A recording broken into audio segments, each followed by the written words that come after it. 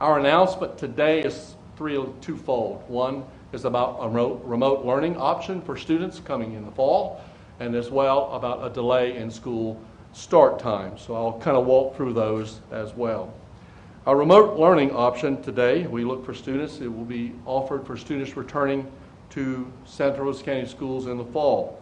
That remote learning option will follow a student's normal bell schedule and will require students to sign in to certify their attendance, and that will be mandatory. Specific details of what that operates like and looks like will certainly be communicated to parents in the next few days. Let me talk about remote learning and its impact. For students, it allows them to walk alongside their peers on a daily basis that are in the classroom.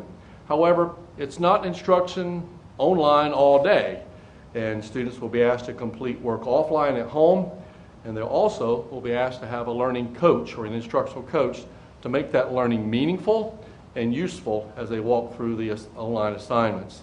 There's some required technology, and we will work together with parents to get students online and to provide students who do not have it with the resources they need in order to be online if they ask to be online. Parents, we will provide you with very specific directions for establishing an account that will allow you to register for this specific online communication and online instruction. That's important for us to share. You will be getting some of that information quickly.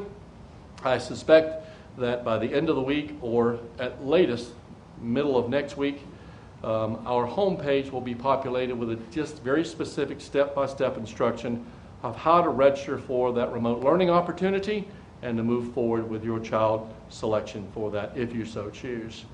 You'll find this information on our homepage, and also you'll find that information on the homepage of each school. Let me be real clear to parents. This is not what you experienced in the spring. That's been said over and over again by educators. So what is the difference? Well, the difference in the spring is that in 6 days we stood up a school, basically, for students. This is far different from that. A, is more rigorous. B, it's much more accountable. Every day, each day, as a student follows their class period, they will be required to sign in and check attendance and then receive assignments from a teacher, receive the instruction, and then log off if need be, and to make plans for returning to the next period. That's a task that some students can't do. So as parents continue to look at options, make sure that we're educating ourselves and yourself and your child about what the expectations are not. It is very clear to us that students that can't operate in that environment or simply do not comply with those restrictions will be de-enrolled from that remote learning and re-enrolled back into a face-to-face instruction. Additionally, parents, when you look at the course offerings, you will not see some of the things that are offered in a face-to-face environment. Although limited and few in number, they are there. This complicates a student's schedule. And as you begin to evaluate whether the remote learning option is for you or your child, we specifically ask that you look and examine what your child's needs are, and as well as what they can accommodate within the brick and mortar, virtual instruction, and our remote learning opportunities as well.